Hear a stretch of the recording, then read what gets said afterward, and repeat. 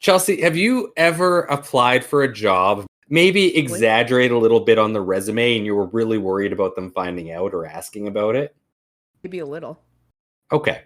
Well, this story might be somewhat relatable, although in the most extreme form out there. This comes from Vox. I'm going to withhold the title for a while because it gives away the story. It was posted December 27, 2022, and it has to do with the U.S. election that just happened in November. So the biography of newly elected Congress member George Santos seemed quite impressive. He's a 34-year-old son of immigrants and had graduated from Barrett College, a public college in New York, before going on to work at firms like Goldman Sachs and Citigroup. Santos eventually became a successful financier who started an animal rescue charity. Here's the problem. Everything about that apparently is a lie. As revealed in the New York Times on December 19th, it wasn't just that Santos exaggerated his resume, he had invented everything basically, whole cloth. The Times found that he apparently did not graduate from Barrett College. He did not work for Goldman Sachs or Citigroup. There were no records of him being a successful financier, nor were there of him registering his animal rescue charity that he apparently ran. How did he get through the interviews? I mean, it's just running for office. So I don't know how the other side didn't say, like, look into any of this. That's very true, especially in the States. Yeah. And the Times also found that he had been charged with check fraud in Brazil. Further, a number of outlets have found no evidence of Santos's repeated claims to be Jewish, to have Jewish heritage, or to be descended from refugees fleeing the Holocaust. Santos even described himself at one point as a proud American Jew in a campaign position paper. Who is this guy? He is going to be a congressman representing New York State. Still is? Yeah, well, as of right now. Like, this all just came out. In a media tour with friendly outlets Monday, Santos admitted to putting a little bit of fluff on his resume. In other words, he conceded that he never graduated from college, never worked for Goldman Sachs or Citigroup, and wasn't Jewish, though he claimed to be, quote, Jew-ish. That's literally everything. Yeah. Santos brushed off lying about basic biographical information as embellishment, and he pushed back on the Times reporting about his criminal charges in Brazil. Quote, "I am not a criminal," unquote, he told the New York Post. And of course, the New York Post being like the extreme far-right newspaper as well. The story has sparked one of the most bizarre political scandals in American history. Members of Congress have committed murder in office. In fact, a member of Congress has even killed another member of Congress. Even in the present day, we've seen every scandal under the sun, from Anthony Weiner tweeting a lewd picture of himself to Marjorie Taylor Greene's infamous Facebook post about Jewish space lasers. But it's hard to think of a precedent for a scandal like this. So who is George Santos? Yeah, that's my question. My bet for who he is his mom went out of town and he was left in charge of his siblings and the babysitter died and he had to think of a job quick and he had no prior experience, so he had to make up a resume and then go to And work. He was 34 years old. Okay. Okay, no, I thought he might be a teenager. Which is, don't tell mom the babysitter's dead. Yeah, I know. But that also does track with what is actually provable on his resume. Babysitter probably would be something that might actually apply. Okay, who is he really? And just to give you a bit of an idea too, he's a Trump-style Republican. Like, he ran as, I am very pro-Trump.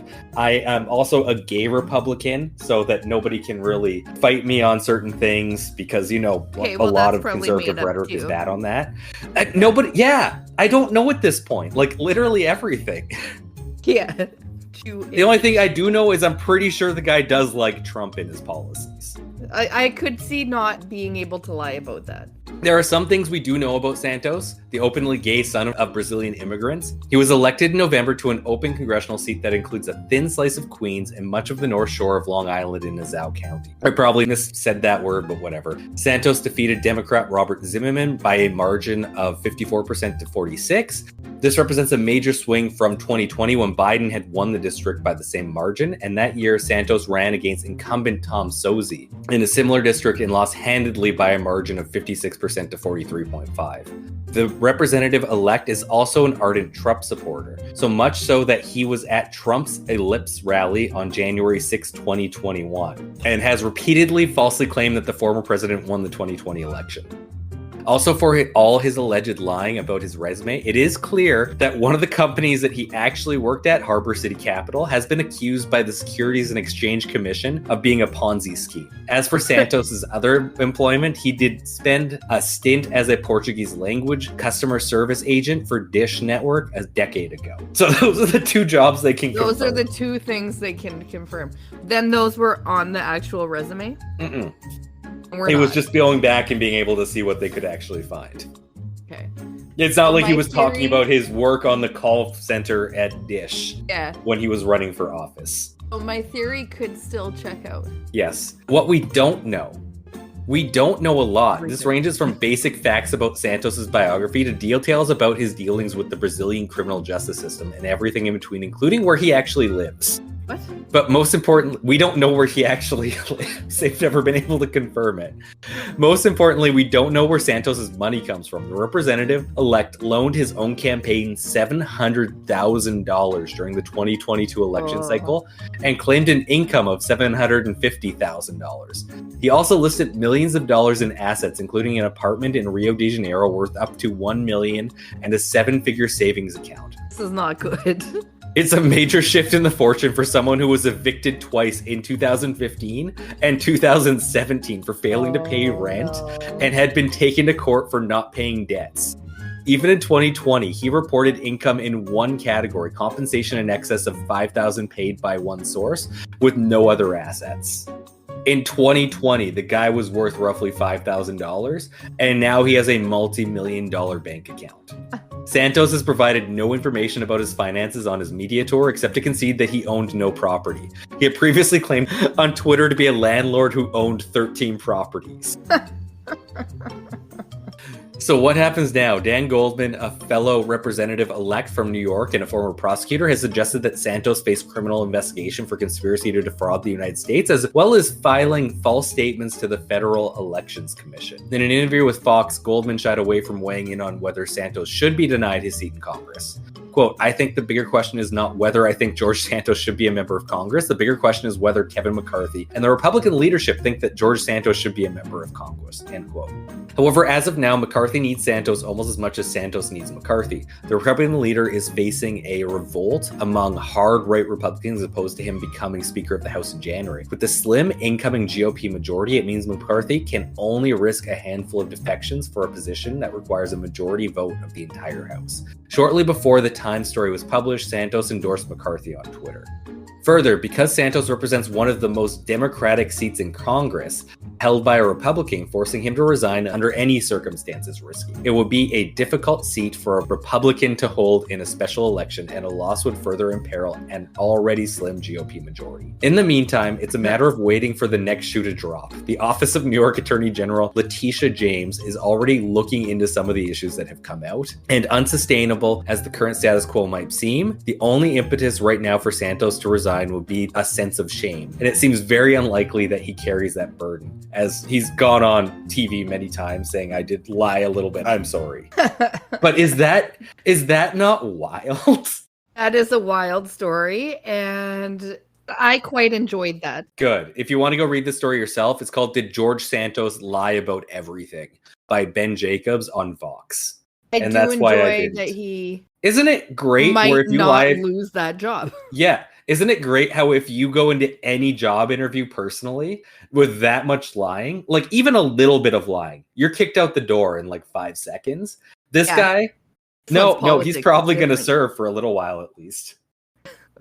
Yeah, it's wild. I quite enjoyed that. That was quite nice. You're welcome. And with that, we're going to start the episode. From the unexplained to the mundane, come join us on a journey to the fringe.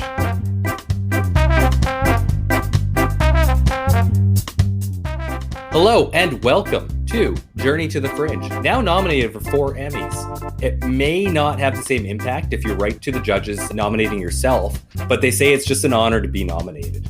We are your award-nominated hosts, Taylor and Chelsea, here today to talk to you about one of those strange, enigmatic characters within the UFO community. I don't know if you could technically say he's in the UFO community. I think he likes to stay out of it. But that's mostly because he's so rich that who knows what the hell he's doing at any given time. That is, of course, the hotel mogul known as Robert Bigelow. Now, Chelsea is doing this episode, so I'm going to let her take it from here. Yeah, Robert Bigelow. You know, I didn't actually know that he was into hotels first until like recently, actually. To be fair, I don't even know if he's into hotels. He just made money in hotels. Yeah. He might not like them at all. We'll figure it out. It's true. I mean, you never know. I don't know that I actually get into that, but we'll get into some stuff. So it's time for a lot of things. It's time to do an actual good guy in the community instead of an asshole in the UFO paranormal community. I mean, to be fair, you know my position on billionaires. There's no such thing as a good billionaire. So I can't say he's a good guy per se in the community, but he's doing interesting things. He is doing interesting things. And it's just time for some Robert Bigelow, male gigolo. Just kidding. Just kidding. It's a different guy, I'm pretty sure. It never actually clarified in my research, actually. So he could be male gigolo. It is interesting. It's Rob Schneider who plays Deuce Bigelow.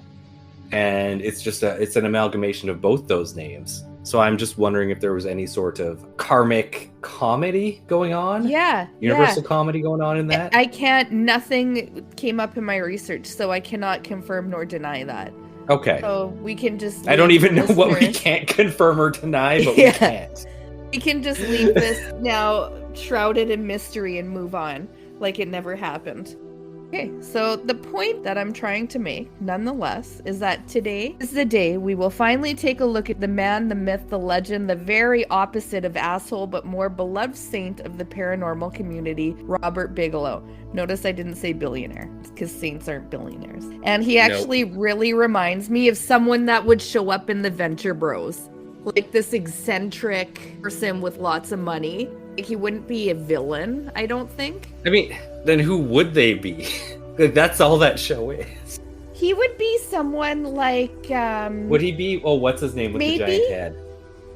He would be someone maybe that would help. What's his face? Venture. Okay. I could definitely see him as a Phantom Limb-like character, but he's a villain, so... Yeah, no, I don't think villain. You know, he might be a villain. I don't know.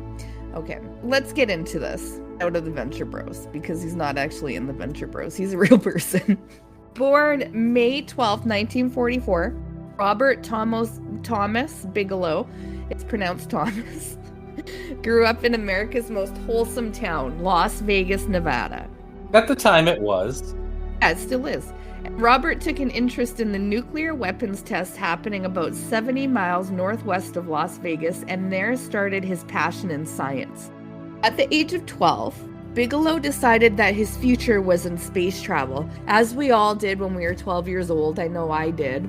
However, we will see that he was actually serious, unlike the rest of us, because I am definitely not in the space travel business. Hey, if I had his kind of money, I would make something happen with my space travel. That's true. Things. That's true. But we differ from him. So here's a quote from Bigelow. When I was 12 or 13, I made a commitment to myself to really get involved in something to do with space and something to do with UFOs if I ever had the money to do it. So I made a premeditated contract to myself to get into some kind of field where I could make a lot of money. Like, what kind of 12 or 13-year-old has that amount of foresight? Like, I don't have that amount of foresight. Yeah, but we also didn't live in a day and age where land was dirt cheap in one of the most expensive cities in North America and be able to grow with that. Like the guy grew up in a city of what, maybe 1,000 people in the 1940s? Like, 1,000? Let me check really quick. Las Vegas population 1945. Okay, in 1950, it had a population of 24,000 people. Okay, that's still not high. And then today, Las Vegas is one of the biggest cities in North America with 2.839 million people. Oh my God, I did not expect that. Yeah. Actually. Yeah. He grew up in a very lucky time to do what he did. Now, to be fair, maybe he saw that chance, but it's very much so. It only happened because of the circumstances of where he was. Okay. Yeah, let's go with that. So, despite Bigelow's limitations with mathematics, he resolved to choose a career that would make him rich enough that one day he could hire the scientific expertise required to launch his own space program. And sorry, Chelsea, really quick. 1940, the population of Las Vegas was 8,400. Oh my God. Yeah. Okay, that's crazy. So yeah, right away, even as 12 years old, he was thinking ahead, and I would have literally never thought of that. Still haven't. He goes to the University of Nevada in Reno in 1962 and studies banking and real estate and graduates in 1967. So Robert is a fucking smart guy. So he follows his father into real estate from the time he graduates through the 90s. He develops commercial real estate, hotels, motels, and apartments, and builds his fortune on the hotel chain Budget Suites of America. It's not even high-end, it's budget. I love that. They furnished units, rentable by the week or month, and catered to low-income workers living on tips or paycheck to paycheck. Eventually, he unloads much of his housing stock in the boom years immediately before the 2008 crash. He didn't unload all of it. I believe he still does own some real estate. I don't know if it's still the hotel. It didn't really elaborate. So what I got from that, though, is that he was a slumlord who made everybody pay week to week. He did. I did read an article. I didn't put it in here. He was trying to evict some people during COVID. They did go to court. Yeah. And he but did like these say would be that people they were very lenient with people. Yes, they were people who were. Yeah, but he made his fortune off of people who couldn't afford to actually rent anything month to month. It sounds like. Of course, this may be a gross misrepresentation of what it was, but that's what those pay week to week people who live there long term are doing. They can't afford to rent anywhere else, either because they have bad credit or they just don't have the money for a deposit. That's the problem with those. And he became a billionaire off that. So again, exploitation always makes a billionaire. You are reading in between the lines. Yes, I do appreciate that. So Budget Suites made him the fortune he promised himself. The Wall Street Journal in 1999 said he valued his real estate empire at $900 million. Forbes estimated it in 2007 at $700 million. And today he's often called a billionaire, but he dismissed specifics of it's not what matters. He said it's easy to say when you have the money, but it's not everything. So, given the title of this episode, let's first talk about Bigelow's venture into the space frontier.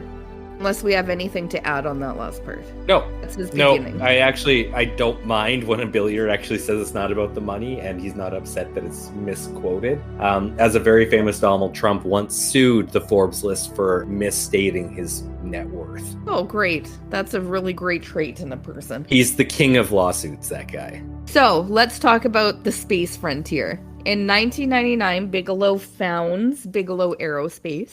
He indicates that he planned to spend up to $500 million US to develop the first commercial space station, with the goal of the station costing 33% of the US $1.5 billion that NASA expended on a single space shuttle mission. So to give you a little bit of history that you will most definitely need coming up, NASA originally considered the idea of inflatable habitats in the 1960s for space and developed the Trans-Hab inflatable module concept in the late 1990s. It's a really interesting idea because most places you'd actually want to set up a place like that, it's going to have some sort of atmosphere that you can likely put into anything to inflate it. Or it's fairly easy to bring along your own condensed gases, but it would be very easy to actually just get the gas wherever you are. From space? No, like if you're inflating, you're likely on some sort of satellite or planet. Oh. Like if you're on Mars, you're going to use Mars's CO2-based atmosphere to inflate it. People are going to live in there. Yeah. They breathe CO2? No, but you're inflating it with CO2, not putting it in the inside of it that you're going to live in. This is craziness. That doesn't make sense. Okay. Have you ever been in a bouncy castle? Oh, it wouldn't go I'm talking into about it the where bouncy you breathe? part. Yes, I'm talking about the bouncy part. That makes sense. That makes sense. You just wouldn't want to poke a hole anywhere. Mm-hmm. You want to wear very dull things. Okay, so the Trans-Hab project was canceled by Congress in 2000, and Bigelow Aerospace purchased the rights to the patents developed by NASA to pursue private space station design. In 2006 and 2007, Bigelow Aerospace launched 2 demonstration modules to Earth orbit, Genesis 1 and Genesis 2. It was also planned for full-scale space habitats to be used as orbital hotels, research labs, and factories. impressive. I remember when they were talking about that. Never did come to fruition, though. Yeah, it bugs me he didn't actually invent anything, though. He just bought what he bought we the rights invested in as a society. Which you kind of see him through this whole thing kind of being like, I'm going to get enough money, but then he's not the brainchild of anything. He just kind of buys into all of it, into his interests. Yeah. And I mean, I can't say I can blame him. I mean, I can't say I would have the brains to be coming up with my own ideas in space. Maybe I'd like go through old patents and be like, yeah, this one seems interesting. I guess I'll Yeah, find but that. I also didn't commit my life to space travel. That's true. I committed my life to an was incredibly towards that. broad range and obscure and fringy topics. Yeah, exactly. And here we are. So, on the 20th of December 2012, NASA awarded Bigelow Aerospace a $17.8 million US contract to construct the Bigelow Expandable Activity Module, BEAM, under NASA's Advanced Exploration Systems, AES, program. In 2013, Bigelow indicated that the reason he went into the commercial real estate business was to obtain the requisite resources to be able to fund a team developing space destinations. It's only one way to get that money, and it's from taking it from the poor, damn it. Yeah, exactly. October 2017, Bigelow announced his plans to put an inflatable space hotel into orbit by 2022. Wait, seriously? Huh. Yeah. I wouldn't think an inflatable one would work around Earth just because it would always be perpetually falling into Earth. Yeah. So you'd need some sort of propulsion. Yeah, so the inflatable space hotel reminds me of that fun inflatable neon furniture from the 90s. You know, like couch and stuff. Just in space, yeah. In space. And it's exactly the same after that. Exactly, and it just like all the furniture in there is like, that's what I think of when I think of it. That was bound to make a comeback, obviously. The project was estimated to cost $2.3 billion in total, and the cost of a 3-day stay in the hotel was estimated at $5 million, otherwise known as chump change. So he's really going the opposite direction on this. This is not a pay by the week type thing. It's 3 days. Stay by the 3 days up front. Can we speculate about people who stay past their 3-day stay? They're calling in the slumlords, and They're bringing in the space sheriff. with the lead pipe to break the legs. Oh, but like The millionaires. Okay. That's what's in my mind. Or maybe they pop. Because I'm just thinking, because they're weightless. weightless. What's breaking their legs gonna do? If anything, you want to break their arms so they can't hold on to things. Maybe they get kicked out into space.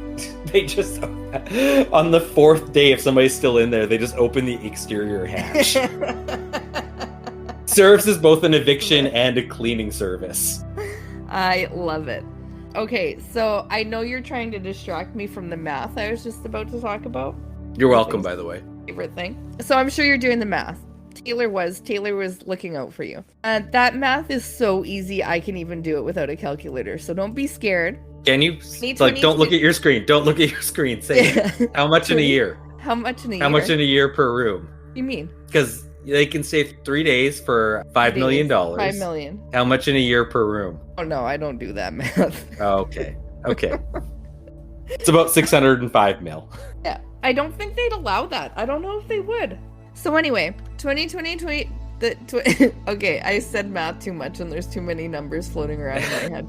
2022 to 2023, which is the year we're in now, that's a year past. So that's not a year, just so you know. That's very easy math. It's not? 2022 to 2023 is not a year. What is it? Well, it could be a day? fiscal year, but it's that's 2 years. It could be a day. It could be a day. Technically, it had to be at least 2 days. Projected date for space hotels was last year. So I'm sure you're like, hey, I don't think there's hotels in space yet, unless I missed something major, or I'm just that poor and can't afford 3 nights in space and it's a secret to everyone else. But I'm on a timeline projectile right now, and that timeline I just gave you is 2017. So just stay with me until my timeline's complete, please. I will come back to this. That was a long tangent for me to say that. So back to 2017. This plan was a part of a partnership with the United Launch Alliance, which I have to tell you what they are. The United Launch Alliance is an American supercraft launch service provider that manufactures and operates a number of rocket vehicles that are capable of launching spacecraft into orbits around Earth and to other bodies in the solar system and beyond. Yeah. That's a bit of a lie, isn't it? Mostly, yes, but we just got off your opener, so it's not that big of a lie, really. That's not that big of a lie comparatively. I mean, if you just wait long enough, it will go beyond the solar system. Exactly. The company, which is a joint venture between Lockheed Martin Space and Boeing Defense, Space and Security, was formed in December 2006. Launch customers of the United Launch Alliance include the Department of Defense, NASA, and other organizations. They're the etceteras. Bigelow has been working on the Bigelow Expandable Activity Module, the BEAM. Clever. Wait. Yeah. Is that a bouncy castle? Yeah. The inflatable neon. I had to come up with a scientific name for a bouncy castle. That's what I would call it. BEAM, yeah. The activity. The Expandable Activity Module, yeah. Yeah. That's so much money, like. That's way too much money for a bouncy castle. And somebody you else can rent those come for up like with that $100. name for Yeah. They're launching bouncy castles. So, developed by Bigelow Aerospace under contract to NASA for testing as a temporary module on the ISS. Oh, interesting. I quite like the idea of the astronauts being able to take advantage of a bouncy castle in zero G. Like that just seems fun. Yeah, doesn't it? Or not fun at all. And also to just see the International Space Station as I know it in my head with a bouncy castle off the edge. Very excited to see this. I'm still just picturing like that neon inflatable couch with like little okay. from the 90s. I wanted those that are so bad. partially see-through. Yeah. So if BEAM performs favorably, it could lead to development of expandable habitation structures for future crews traveling in deep space. BEAM is launched to the ISS on the 8th SpaceX cargo resupply mission on April 10, 2016, and was birthed at the ISS on April 16, 2026. What? That can't be right. Sorry, can you say that again? I cannot. Okay. Hold on a second. These inflatable technologies, man, they go through time so strange. 2016. And was birthed at the ISS on April 16, 2016. So that's 6 days later, not 10, okay. 10 years later. Okay. And was expanded and pressurized on the 28th of May, 2016. I mean, it could have, in theory, just been they inflated it at the ground and just were letting it float up. Inflated it with helium. Yeah. We'll see you in 10 years.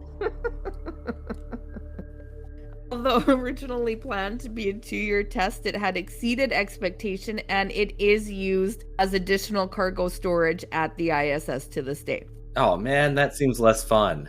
I know, and if you were to look at it, it looks like it's like a hut, a white hut. A yurt, if you will? A yurt, that was the one I was looking for. I wasn't about to search my brain for that word.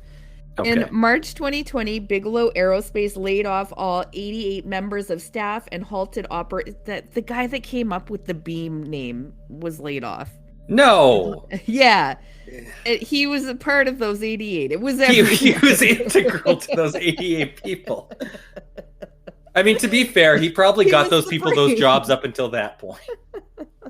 He kept them employed until that point. So they're all laid off. They halted operations after over 20 years of business, and a move only partially credited to the coronavirus. I don't think we need to go into what that is. I've given you a lot of information, but I'm just going to leave that one a mystery if you still don't know what that is. Quick question. Do you know if they liquidated their stock to, say, like, get cheap things for kids' birthday parties by chance? No, they did not do that. Oh, man. Unfortunately. Okay. I know. So they still have it for the liquidation sale. Okay, perfect. As you're furious typing. Yeah, I just going on eBay real quick. In March 2021, Bigelow sued NASA for $1.5 million US, alleging he was not paid according to contract for product testing and development. Beam is now under the ownership of NASA since the Bigelow Aerospace suspending of operations in 2021. So that's the aerospace story. Any questions about aerospace? Did NASA also hire the genius behind Beam? Unfortunately not. Oh. It was not liquidated. Well, he might be up for sale on eBay. He might be. Okay. Well, I'll keep my eye out. We're gonna looking for kids performers. He might be on Fiverr. Yeah. Creator of Beam. Yeah. Genius behind Beam. So now let's talk about anomalies research. Sky is an eccentric millionaire that I will never be. Bigelow has had an interest in UFOs since forever. I can relate. We can probably all relate. While mine dates back to the late 80s, Bigelow's dates back to the 47s. He's got Roswell, like, almost in eye shot there. Yes, he does. A landmark year for flying saucer fever after the crash of something still mysterious in the desert outside Roswell. So Taylor was bang on that. Also, that May when he was 3, so cut to the 50s, Mr. Bigelow said his maternal grandparents Tom and Delta Thiebaud driving down from the mountainside outside Las Vegas after dark when a glowing object flew toward them, filling their windshield and terrifying them before streaking off. Were late getting back home and so shaken, Mr. Bigelow said that my grandfather couldn't drive a car for a while. As to what happened to them during the missing hours, Mr. Bigelow said they wouldn't talk about it. Bigelow has had his own anomalous experiences, including one that I don't talk about, which is a direct quote from him. Others starting when he was about 7. He chalks them up to just dreams, he said, but they left an impression on a child growing up in the dawning age of rocketry, atomic testing clouds in the Nevada desert. I was totally hooked, he said. In 1992, Bigelow established the Bigelow Foundation collaborating with Bob Lazar. Do we have him on a list of some sort? Bob Lazar is one of our good guys of the community. Him and Jacques Vallée make up a very short list. And Bigelow's in a gray area now. Through his foundation, he has funded many studies of UFOs, psychic ability, and related issues. It is said that he's funded Bud Hopkins, Johnny Mack, Bob Lazar, and Linda Moulton Howe, who received a research grant from Bigelow in 1994 to study plant and animal tissues associated with mutilation cases. And sorry, Linda's on that list as well. Bob Lazar fills the same category as I would say Robert Bigelow fills. I wouldn't even know how to do anything with Linda Moulton Howe. Oh, yeah, sorry. I meant Bob Lazar. He's a great. I'm just going to interject here quick. This is the only instance in what I'm going to talk about where Bob Lazar comes up in here. However, I have heard Bigelow speak about him a few times because they are friends and whatever it is I just said. If you're not sure who Bob Lazar is, please refer to our future episode on Bob Lazar that will probably be... Might be out now. Might Maybe. Not, but who knows? Yeah, who knows? For the majority of you at this time, probably not. Who knows when we'll do that? How did this friendship come to be? No idea. But in digging into this a little, I could find limited information, but here's the limited information I could find. Lazar and Bigelow formed a company together called Zeta Reticuli 2. Obviously, this is after the brains of Beam was laid off, and they probably lost his contact information or couldn't afford him. Maybe he went on to bigger and better things. And Bigelow financed a small lab for Lazar to conduct work. In an interview, Bigelow says the following about Lazar. Bob was intriguing because he knew so much, Bigelow said during the recent interview. He's a smart guy, he's no dummy, he's a smart man, he's a smart guy, and very creative. And so again, I say that the preponderance of evidence to me is in his favor and that he's by large legitimate. Just a quick Cole's notes of Bob Lazar for anybody who has not listened to our future episode that may or may not be out at this point. He worked at Area 51 allegedly. Allegedly, he was also a very famous, or a very intelligent scientist at the time, and it's hard to corroborate his story. He went out, had a tell-all expose. I believe it was with George Knapp. Was it not? Yeah, it's with a few people. George Knapp, I believe it was George Knapp. But the story's very messy. At the end of the day, he worked at Area 51. Nobody knows what he actually did. Yeah, because no one can corroborate it. Yeah. Yeah. And he's a weird guy. He's a really weird guy. Yeah, that's about it in a nutshell. So he does tell some stories about Lazar on the Joe Rogan Experience, and he's apparently been friends with Lazar even before he came out with these claims. Lazar, that is, not Robert Bigelow saying he's friends with Bob Lazar. Anyhow, that's that, and Bigelow believes Lazar is telling straight facts, so take with that what you will. Next, I found a post on Scientific Research, whatever that is, it was a website I found, by Angela Thompson-Smith, PhD, who worked at the Bigelow Foundation between October 92 and April 94, who said she looked into some of these things. It was a fairly long article, so I just took some things to just talk about them real quick and see what they're up to with this foundation. The first was the Mount Wilson Ranch. Besides Robert Bigelow's interest in the Northeast Utah Skinwalker Ranch, there was also mention of Jacques Vallée. Jacques Vallée. You get me every time. Jacques Vallée's Forbidden Science Volume 4 of Bigelow visiting. In 1996, another ranch which he subsequently purchased. This ranch was near Pioche, Nevada, and was called the Mount Wilson Ranch. What is interesting to me is that Angela and Bigelow were aware of the details of unusual events at this ranch as early as 1993. I've actually never heard of this ranch. Back in March of 1993, the foundation received some information about another ranch about 50 miles north of Pioche, where there had been reports of UFO sightings. The ranch was historically the site of many gunfights and early deaths. One of the ranch occupants told interesting stories of UFO sightings. He and his partner were in their pickup truck one night and saw unusual lights that drew their attention. The two men thought that each light was an individual object and that all the lights moved in unison. Colors were off-white and yellow-white. Men estimated that the lights were about a football field distance, but there was no noise, no static on the radio. Later, they had another sighting of several lights over a dry lake bed. This light moved erratically and kicked up a lot of dust from the lake bed. Third sighting was of a single light that seemed to dart up and down above a mountain. And that is a brief summary of the Mount Wilson Ranch. Next is Fife, Alabama. In April 1993, Mr. Bigelow asked me to travel to Huntsville, Alabama to follow up on some UFO sightings and cattle mutilations that had been happening in the area. While in Alabama, I met a couple of local newspaper owners, the Bakers, who had reported extensively on the UFO flap over Fife, Alabama, and a local policeman who was investigating the sightings. After a while, he opened up to me and talked very frankly about the UFO sightings, cattle mutilations, and abductions that were happening in Alabama. On the last day of my residence in the Lake Gunterville Lodge, I had a rare UFO sighting. From the balcony of my room, I saw a large, round, red and white light rise up vertically. It appeared to rise vertically out of the lake. It did not wink with strobe lights and soon disappeared into the clouds. And that's Alabama. Next, Area 2000. So, do you think in all these scenarios that he's buying them because they're in the middle of nowhere, they might be interesting, and worst case scenario, he'll just open up a budget motel? From my understanding, he's done with the motels at this point, aside from a few that he's hung on to. That wouldn't make sense, would he? Because he wants to have like all this money to continue buying these things. Yeah. And sorry, I should Wouldn't say maybe be logical. Not budget motel, inflatable motel, like you see in space. Yeah. It could be. However, he didn't do that with Skinwalker. I know that for sure. Oh yeah, he sold it. I forgot about that. Sorry. Sold it. I'll talk about it a little. Yeah.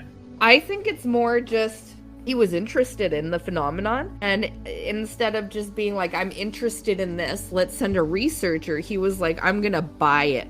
Like no one does. Unless he were me.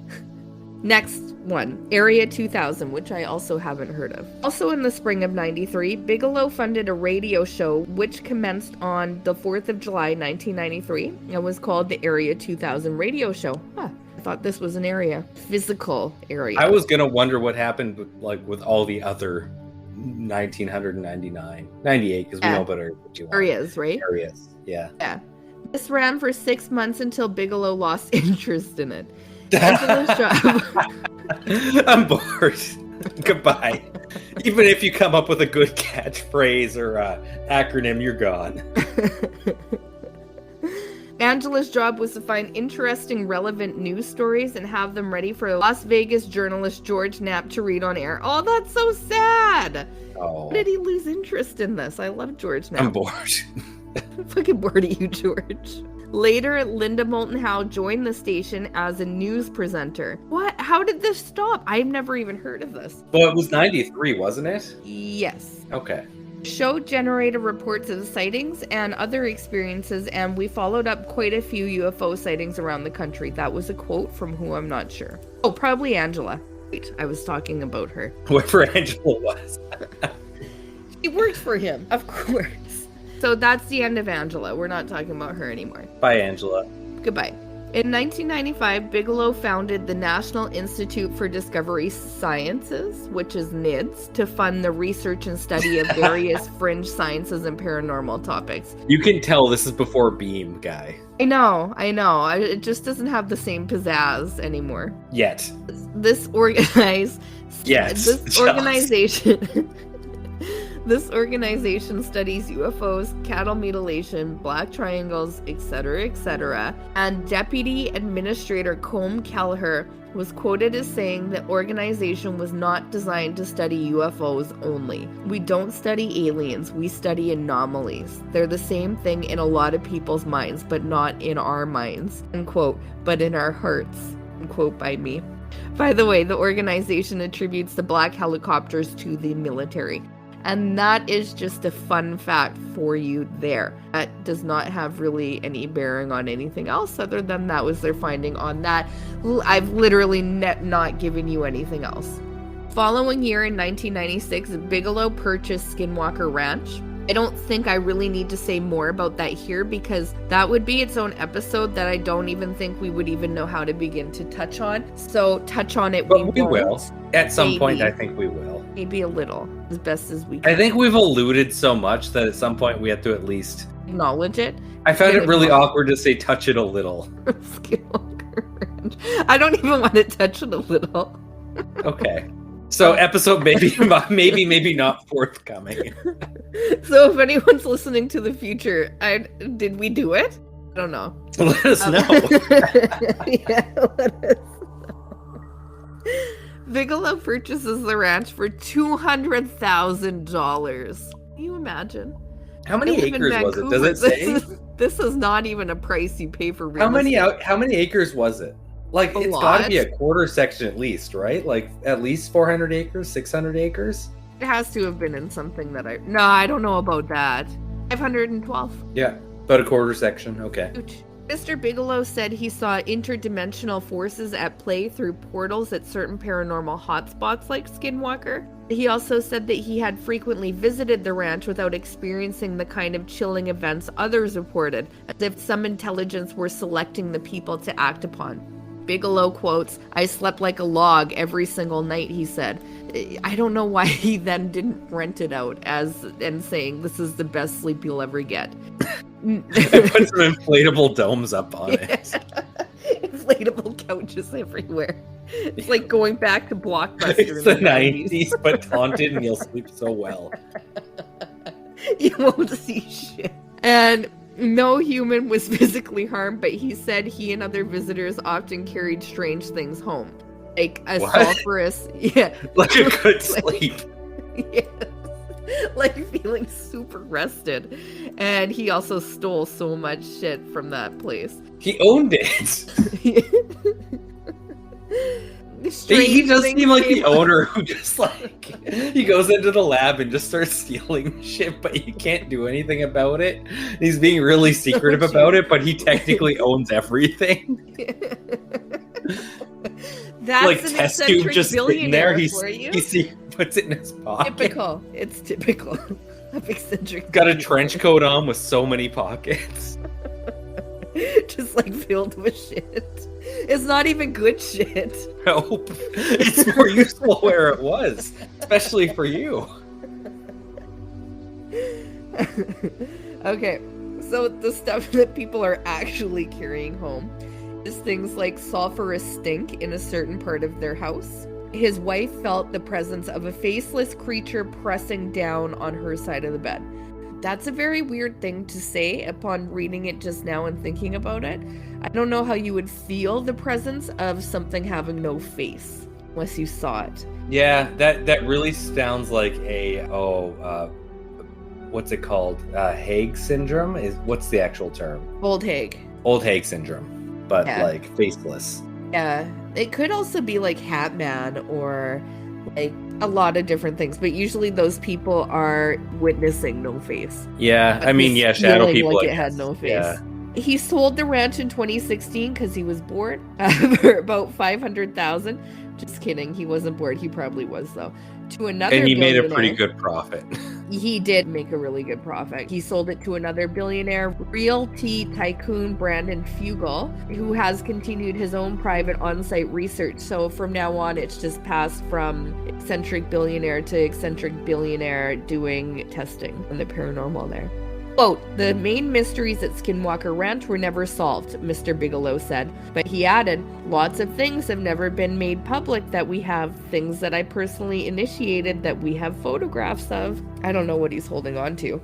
In April 97, Bigelow donated $3.7 million to the University of Nevada to found the Bigelow Chair of Consciousness Studies, which allows students to take undergraduate courses dealing with psychology for college credit. In December 2017, Bigelow was reported by the New York Times to have urged Senator Harry Reid to initiate what became the Advanced Aerospace Threat Identification Program, or ATIP, which is a government study led by Luis Elizondo, who we know from our episode on Tom DeLonge. That one is actually in the past, so it's up there if you want to go look. Program operated from 2007 to 2012, tasked with the study of UFOs, and was funded by $22 million over 5 years until it ended. And it began with the U.S. Defense Intelligence Agency. Bigelow is, of course, convinced that extraterrestrial life exists and that they have visited Earth. And you both, Bigelow. I just don't have all that money to do all this fancy stuff with. We can just vaguely talk about it on our podcast. Yeah, exactly. That's the most we can do. The Institute was sadly disbanded in 2004. An article by Dale Stevens, who sat down with a former staff member of NIDS, claimed that NIDS fell prey to a variety of internal problems. This is a good one. Including poor management, lack of direction, lack of creativity. I mean, they lost the beam guy. Lack of funding, a negative company culture. Chelsea, the beam guy isn't there yet. He's not there yet. Oh, yeah, this is before. Yeah. I'm just waiting for you to also say boredom. This bores me. Low morale fueled by annual layoffs. This was compounded by the elusive nature of the field of study. In one example, when my acquaintance, newly hired, asked for direction, the response given was to spend a couple of hours a day surfing the web for items of interest. Also boredom. With that article by Dale Stevens summarizing why it was shut down, that unfortunately concludes the anomalies research. So now we move on to the consciousness studies. In June 2020, 4 months after bone marrow disease and leukemia claimed the life of his wife of 55 years, Diane Bigelow, Robert founded the Bigelow Institute for Consciousness Studies to support investigations into life after death. He kind of reminds me of Houdini on this one. But he's the one that it was his mom that died, and he was trying to find a psychic that could actually contact his mom, right? Yeah, but he was doing it through debunking, as opposed to how this is a little different. Funding the research. Yeah. Bigelow holds a contest seeking the best available evidence of survival of consciousness, with prizes of $500,000, $300,000, and $150,000 for second and third place. As is usual with people holding contests for proof of the afterlife, if you didn't get that from his wife dying, he led a fairly tragic life with the death of loved ones. Bigelow's interest in consciousness grew after the 1992 suicide of their 24-year-old son, Rod Lee, father of a baby son and yet an unborn daughter. That son, Rod II, grew up to struggle with drug addiction and would also die from suicide at 20 in 2011. So this contest took place in 2020. I never did find a winner. I don't know if he also just got bored and didn't complete it. Bored, I'm not awarding it. Yeah. Or what happened with it. I couldn't find anything to finalize that thought in this. So now I just scoot on to the next thing I have written down. In January 2021, he put up an award of $1 million US for anyone who could demonstrate the existence of life after death. So, with both of those, there's nothing more. of who won, if he found it. I'm assuming he didn't find it. Who got the 1 million or what's going on? If he's bored or not, who knows? Yeah, he's probably bored. He was actively going around doing some media with these two contests he had. He was on the Joe Rogan show. He was on a few other little things kind of promoting it. And with that, in my notes, I conclude with a photo of Robert Bigelow, which I'll put on the socials, hopefully, of him smiling nicely with a space background. And that's how we end this episode, as of me looking at this picture. And do you have any closing thoughts? I'm just wondering, did this change your view at all of Robert Bigelow, either in a positive or a negative light? No, you know what? I don't know that it changed. I think I was just like, that's the history. Okay. And it just kind of gave me a little bit more information on him. I don't think he's bad. Because I know for a while you kind of thought he was a pretty great billionaire that's funding like sci-fi research. Yeah, I think he's pretty cool doing that. But also at the same time, like, what is actually coming from him? Yeah, exactly. No, he just has an interest in it, and he's taking all of that information for himself. He's not really doing anything with it. Exactly. And when you look at like what he did with Skinwalker Ranch, he learned nothing and just kind of turned a profit on selling it. Yeah, but he also says that he has pictures that he has that prove something, but didn't do anything with that. Yeah. Plus, he's probably making all that money from George Knapp writing that book on it. Yeah, well, and that's they put out a bunch of media stuff on it. I think it's just kind of that billionaire mindset where it's like at the end of the day, even if you made all that money to do a certain thing, like you have to corrupt yourself to make that much money, and you kind of destroy the whole purpose of it. Yeah, I never thought of it that way, so I'm glad that we're here to discuss this, as we're always here as Journey to the Fringe to discuss these things. And you're right, because at the end of the day, he's out for himself. He's not out there to better anything, really, and everything he kind of touched just kind of dissolved into nothingness and didn't... Because he either got bored or it wasn't got making bored. money. Yeah. He didn't really... I don't know that he... At the end of this, I can say that he really... I came away being like, wow, he contributed... Yeah.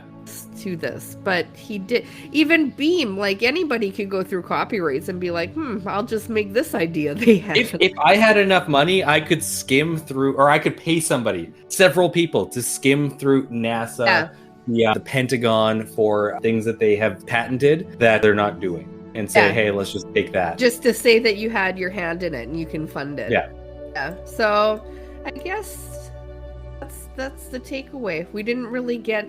I was impressed at 12 that he was like, I'm not that good at math, but I want to do something in space. Yeah, so... but no, if you look at billionaires' biographies, they always have this like from a young age, they were destined to do this. The one I'm seeing it with right now, Chelsea, I know you listen to Behind the Bastards. They just did Sam Bankman-Fried from FTX.